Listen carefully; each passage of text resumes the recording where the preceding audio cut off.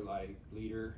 That's probably one of my favorite things to see is like the underclassmen maturing and then getting that opportunity with our deep rotation.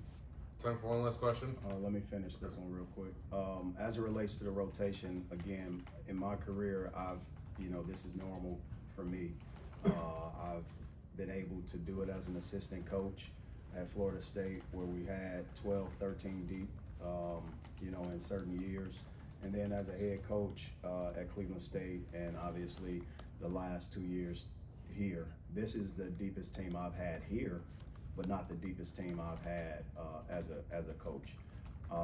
What it does is gives you added insurance. It gives you added insurance that your team will always continue to fight and get better. Some concerns after scoring or winning by 72 points would be, they may come out flat. Yeah, in a short rotation, but if you're fighting for minutes every day, you're not going to come out flat. You're not going to look at the jersey in front or who you're playing. You're going to look at, I got an opportunity to fight for minutes. I better give my very best. Last but not least, we talk about how professional sports is sort of coming into this amateur space, right? You talk about NIL, but let's talk about roster. These guys, when they leave here, everybody on their team is going to be able to contribute. So they're getting a dose of what professional basketball is. They have to be able to show up every day, be accountable for everything that they do, and be ready when their number's called. It doesn't matter how many minutes you get. Player efficiency rating, analytics is how people make decisions, is what you do with the time you have. And PER is the most important thing. Josh Gray is probably one of the best rebounders, PER, but nobody's writing about that here, right? This stat sheet is like a black and white TV. Who has a black and white TV here? Nobody. There's so many analytics that you can look at and look through. I would love to invite you guys, everybody in this room, to talk to analytics, and we'll set it up, Jason, where you can really look at what we do and how this is extinct. This is no longer. You should not go by this. This is not the telltale. Unless you have a calculator and you're dividing minutes per rebound, per shot, per everything, those are the stats that you have to look at and ultimately give guys the credit where credit's due, because Josh Gray is one of the best rebounders per minute in the country.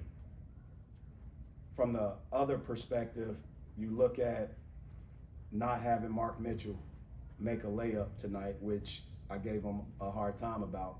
But think about the other guys, the added insurance. We can play multiple ways. And what you guys saw was us playing a zone with all shooters on the court with one post guy. That's what happened tonight.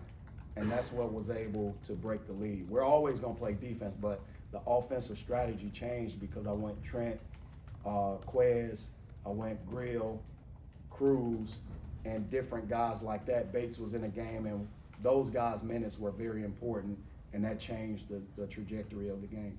All right, final question. Coach, you talk about advanced analytics and Yep. advanced stats and stuff like that.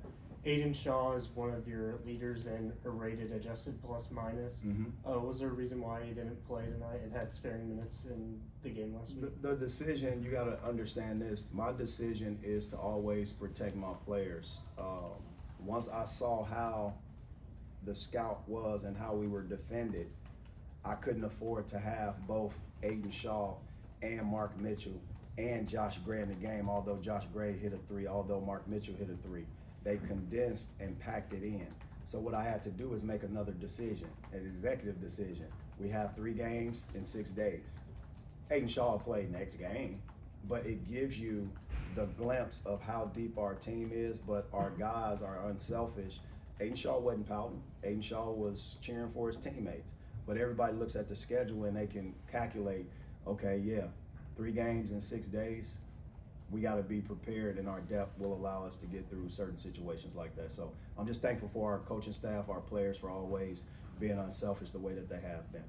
All right, thanks, guys. Thanks, MIZ. Good luck to football.